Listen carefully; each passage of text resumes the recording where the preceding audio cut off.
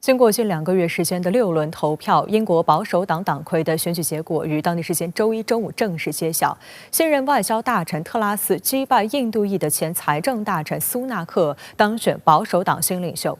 特拉斯将在周二获得英女王的任命，正式入主唐宁街10号，成为新一任首相。在英国深陷能源和经济泥淖之际，从约翰逊手中接过烂摊子的特拉斯，真的能给英国带来新气象吗？为何英国民众和英国盟友普遍对特拉斯的上任感到悲观？来看报道。英国1922委员会主席格林厄姆·布雷迪周一宣布，现任外交大臣特拉斯获得81326票，前财政大臣苏纳克获60399票。特拉斯以近15个百分点的优势赢得英国保守党党魁选举。1922委员会由保守党议会下院普通议员组成，负责监督选举或罢免党派领导人。曾在今年6月对看守首相约翰逊发起不信任投票。英媒披露，特拉斯和苏纳克在选票公告发布前约10分钟知晓了最终结果。苏纳克此前一天接受英国广播公司采访，被问及未来计划时称，自己不论是什么身份，都会继续支持保守党政府，间接承认已在党魁选举中落败。特拉斯和她的丈夫周二将飞往苏格兰巴尔莫勒尔堡，接受在当地度假的英国女王伊丽莎白2世的任命，正式成为英国新任首相。现任首相约翰逊也将前往当地面见女王。之后，特拉斯将返回伦敦，并于下午4时向全国发表讲话。此次英首相就职仪式引发外界高度关注。首先，这是史上第一次打破女王在英格兰任命首相的惯例。英媒称，可能与96岁高龄女王的健康状况有关。其次，特拉斯在加入保守党之前，曾站在保守党的对立面。他在大学时期担任牛津大学自由民主党主席，并曾在电视上大声疾呼废除君主制。In Britain, only one family can provide the head of state. We Liberal Democrats believe in opportunity for all. We do not believe that people should be born to rule. In your first meeting with the Queen, will you apologise for wanting to abolish the monarchy? Well, I've already. 事实上，走马上任英国首相后，让特拉斯头疼的绝非女王，而是英国目前正遭遇的前所未有的能源危机。从10月起，英国家庭的年度能源价格上限将大幅上调80%，达到创纪录的3549英镑，约合人民币28220元。而这一数字将在明年1月继续走高。英国的企业和家庭纷纷发出警告，如果没有政府帮助，他们将无法度过这个冬天。由于能源价格的不断飙升，英国国内通胀率也刷新近40年来的高点。根据英国央行8月发布的最新报告，英国今年的通胀率预计将达到13%以上。美国彭博社调查显示，英国第2季度的 GDP 可能萎缩0.2%。英国央行警告称，英国可能会在今年第4季度陷入衰退，并在明年全年继续萎缩。分析指，这些数据意味着英国可能正在从后疫情时期复苏的进程中暂停，并可能开启一段维持更久的经济衰退。高通胀和能源成本上升，近日已导致英国的多个行业出现罢工活动，要求以更大的幅度涨薪，帮助其家庭支付不断突破新高的能源开支等账单。If you become a prime minister, please try and think of those that are working, struggling, and are very worried about, the winter, about the bills, about the fuel cost, about the food prices. Try and manage that as soon as possible before people just go mad. 泰晤士报的报道形容，英国正处于危险的临界点。如果政府不采取必要措施，超过300万英国人或将在2年内陷入极度贫困。此外，报道还引述了一份被曝光的国家战略文件。英国警方正在制定应对生活成本危机的紧急方案，因为在当前经济动荡和金融不稳定的情况下，今年冬天英国可能会出现犯罪率上升、公共秩序崩溃，甚至警察内部腐败等最坏结果。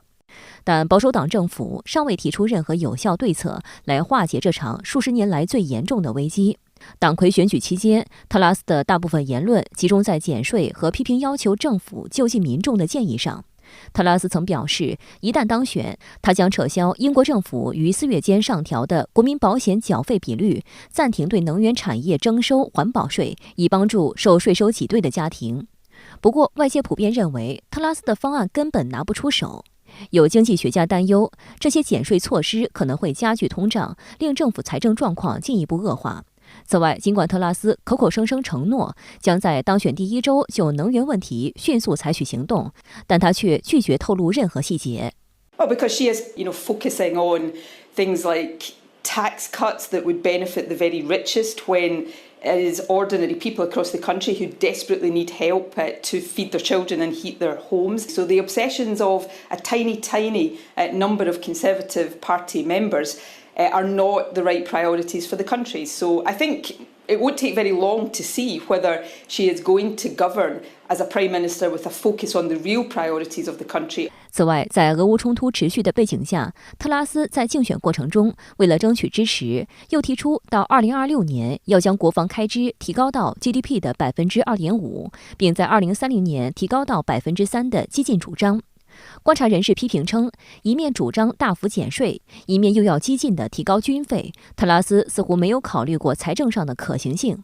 卫报引用英国财政研究所的数据称，特拉斯的扩张军费主张将在4年内使英国的国防开支从目前的482亿英镑增加100多亿英镑，并在2030年之前再增加至少120亿英镑。特拉斯的政见屡遭批评，与他跃上政治前台时间不长，以及为了迎合选票不停左摇右摆密切相关。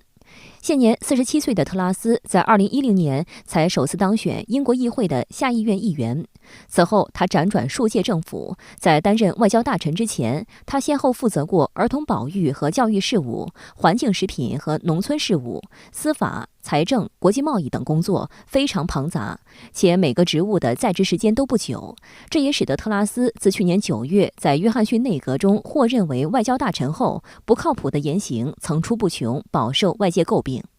今年2月，特拉斯访问莫斯科，与俄外长拉夫罗夫会谈后，拉夫罗夫在记者会上质问他，英国是否承认俄罗斯在沃罗涅日州和罗斯托夫州的主权。位于俄乌边境地带的这2州原本就属于俄罗斯，但面对拉夫罗夫的公开质问，不熟悉俄罗斯地理，误以为这2州属于乌克兰的特拉斯失误回应，遭到俄媒和政客的连番讥讽。There is no doubt that the stationing of over 100,000 troops on the Ukrainian border is directly put in place to threaten Ukraine. Разочарован тем, что разговор немого с глухим у нас получается. 更令外界哗然的是，上月23日，特拉斯在伯明翰的一场竞选活动中，被问及是否会下令发射核武器时表示，必要时他会毫不犹豫地按下核按钮，即使这意味着全球毁灭。I think it's an important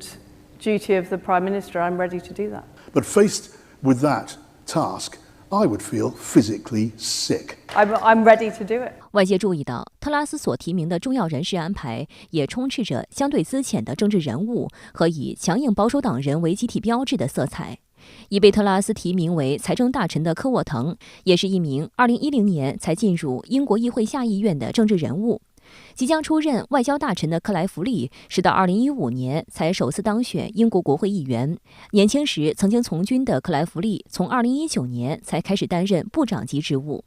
国防大臣则由现任的华莱士继续担任，而内政大臣的职务则将由1980年出生的非洲印裔移民后代布拉福曼出任。保守党内此前不看好特拉斯的人物则全部遭到清洗，包括英国现任副首相拉布、内政大臣帕特尔、卫生大臣巴克莱、保守党议会党团领袖斯宾塞，以及曾竞选过保守党党魁的前内阁大臣戈夫等人。这次特拉斯组阁呢，这些人原来从政经验并不多，他在有限的任期之内，他急于要做出政绩，这样的话他就有可能会冒进。那么现在就在这个特拉斯在竞选过程中呢，已经有过一系列所谓的这种强硬的表态，其实就在国际上边已经造成了挺大的风波。我想可能就是英国内政外交的政策上面然后还有执政的风格上面，我觉得可能会要更激进一些。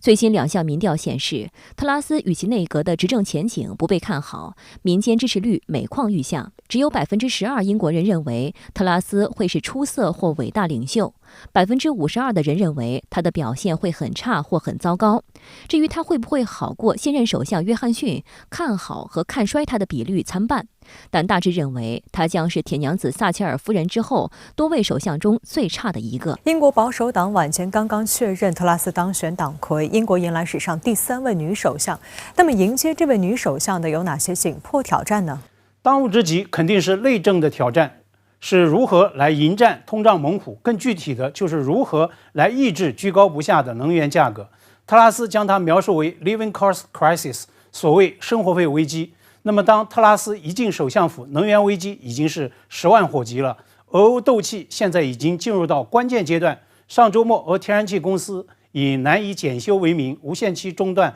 北溪1期的天然气管道供应。那么作为对此前 G7 宣布要将俄罗斯外输油气实施所谓价格限制的一个强硬回击，欧洲天然气的价格上周跌创新高，今天呢再度跳空高开35%。欧洲股市周一普遍下跌，欧元对美元的汇价再创20年新低，罕见跌破美元的平价线，报1欧元对98美分。那么特拉斯还没就任，今天《泰晤士报》、《每日电讯报》等几家全国性大报的头版大标题呢，都有同样的关键词，所谓 energy bills freeze， 也就是能源账单封顶。每日电讯报的说法最夸张，说此举意在避免所谓的 energy Armageddon， 也就是所谓的能源大灾难。有英国记者就爆料说，最近这几天，但凡有保守党议员与特拉斯这个阵营接触，谋求内阁的职位，都会被明确告知，必须无条件支持新首相的能源账单封顶计划。